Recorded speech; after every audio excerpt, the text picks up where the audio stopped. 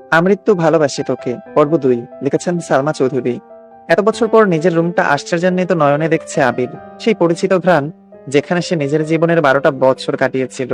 যে রুমটা ছিল তার একান্ত ব্যক্তিগত, আজও তাই আছে। একটা জিনিসও এদিক সেদিক হতে দেননি আবিরের মা মালিহা খান। এমনকি রুমে বছরের পর বছর তালা দিয়ে রেখেছেন তিনি। যখনই ছেলের কথা মনে হতো, ছেলের রুমে এসে নীরবে কেঁদে যেতেন, যেন কেউ বুঝতে না পারে। আবির রুমে ঢুকে লাগেজ খুলে নিজের পরনের টি শার্ট হাতে শাওয়ার নিতে চলে যায়। শাওয়ার শেষে বের হলো একটা কফি কালার টি শার্ট আর একটা ট্রাউজার পরে। হাতে টাওয়াল নিয়ে মাথার চুল মুছতে মুছতে খাটে বসে আছে তানভীর। লাগেজ নিয়ে এসে রুমেই বসে আছে সে। তানভীরকে দেখে আবির জিজ্ঞেস করেছে, কি হলো, কিছু বলবি? তানভীর মুচকি হেসে জিজ্ঞেস করছে, আচ্ছা ভাইয়া, ওই লাগেজটা ধরতে দিলে না কেন? কি আছে ওইটাতে? আবিরের চক্ষুদয়ে উদ্বেগ স্পষ্ট। চোয়াল শক্ত করে উত্তর দিল, ওইটাতে আমার পার্সোনাল কিছু জিনিস আছে।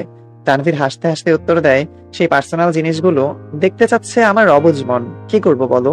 স্বভাবসুলভ গম্ভীর কণ্ঠে উত্তর দিল আবির। কাউকে দেখানোর জিনিস আশা করি পার্সোনাল হবে না।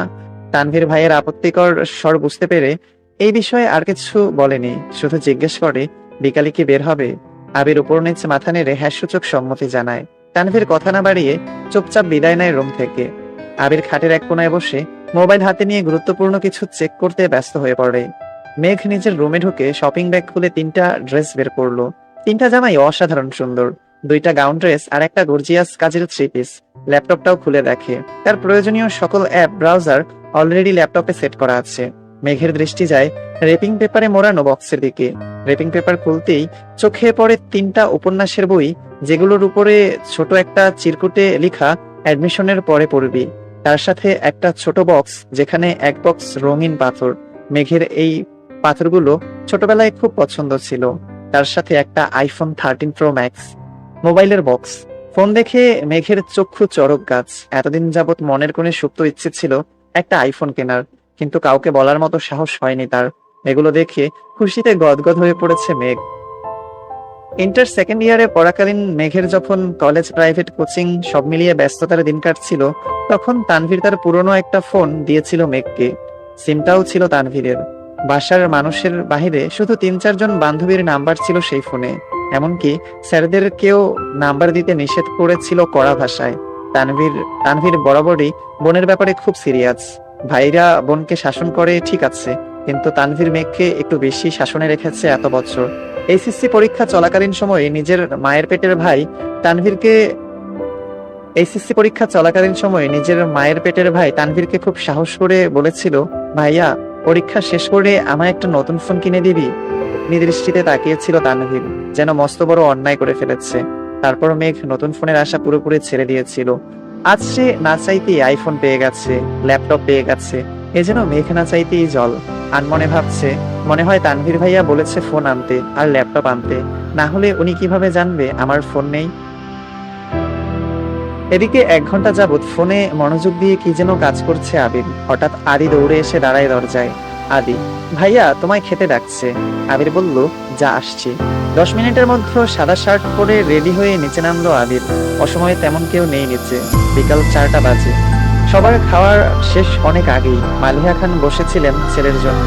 ছেলের ফিটফাট হয়ে রেডি হওয়া দেখে মালিহা খান জিজ্ঞেস করছেন, কোথাও যাবি? আবির বলল, হ্যাঁ, একটু কাজ আছে। আবির চুপচাপ খাবার খাচ্ছে। ছোটবেলায় যা যা সে পছন্দ করতো সব রান্না হয়েছে আজ। সব খেতে পারেনি, তবে যতটুকু সম্ভব খেয়ে উঠে পড়েছে। এরই মধ্যে তানভীর এসে হাজির হয়েছে। ভাইয়া, আমি রেডি। এখন যাবে নাকি লেট হবে? আবির বলল, এখনই বের হব। মালিহা খান রান্নাঘর থেকে ডেকে বলছেন, গাড়ি নিয়ে বের হবি না? চাবি নিয়ে যা। আবির বলল, গাড়ি লাগবে না আম্মু। দুই ভাই বের হয়ে গেল। যৌথ পরিবারগুলোর সবচেয়ে আনন্দময় সময় হলো সন্ধ্যাবেলা। বাড়ির সকলে মিলে হইচই করে বিকালের নাস্তা খাওয়া, একটু টিভি দেখা, খেলাধুলা করা, আড্ডা দেওয়া। সমস্যা শুধু বড় ভাই। তানভীর সবসময় মেঘকে চোখে চোখে রাখে। কি করছে কি না করছে, কখন খাচ্ছে, পড়াশোনা করছে কিনা, এইসব কিছু দেখাই যেন তার একমাত্র কাজ। কিন্তু মিম আর আদিকে কোনোদিন একটা ধমক পর্যন্ত দেয়নি তানভীর। এ কেমন দুমুখো ব্যবহার! তানভীর যতক্ষণ বাসার বাইরে থাকে, মেঘ ততক্ষণ মুক্ত স্বাধীন। তানভীর বাসায় না থাকায় 3 ভাই বোন মিলে ছোটাছুটি করছে। মেঘ যা বলে ছোট দুইটা তাই করে। মেঘ আর আবিরের এখন পর্যন্ত দেখা হয়নি।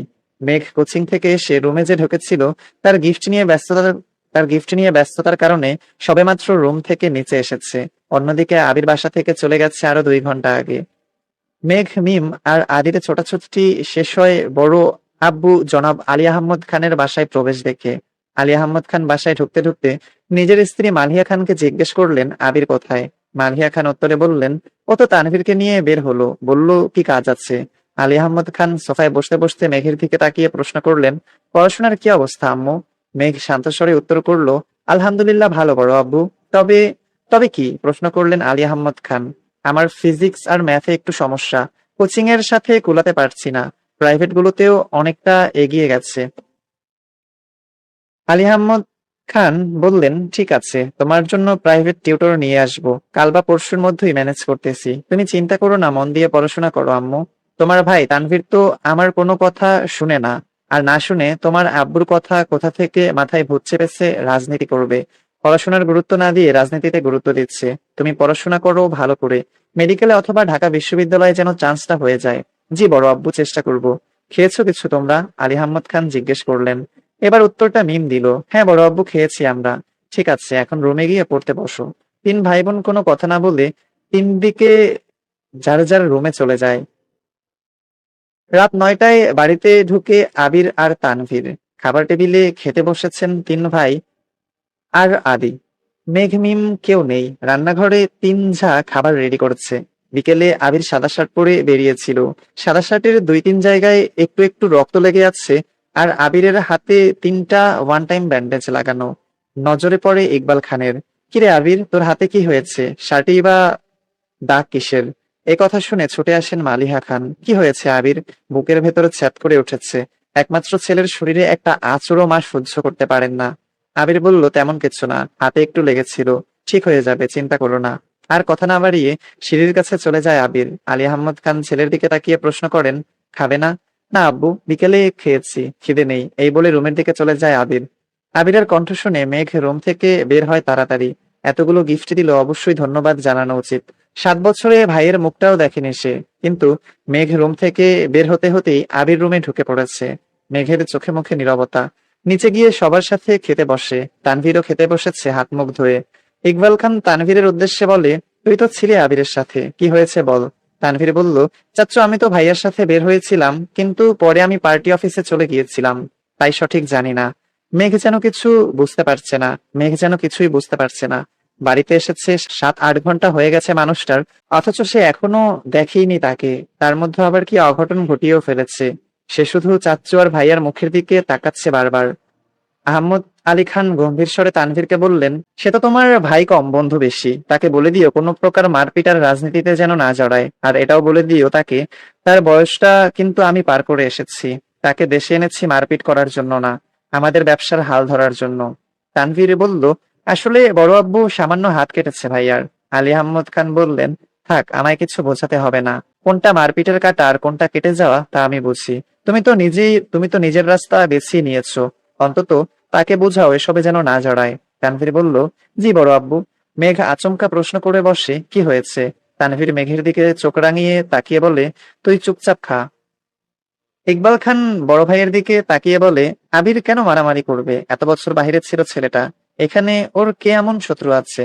বাড়ির সবার মধ্যে নীরবতা, কেউ কোনো কথা বলছে না। মেঘ মনে মনে ভাবছে, আবির ভাইয়া মারপিট করেছে, কিন্তু কেন?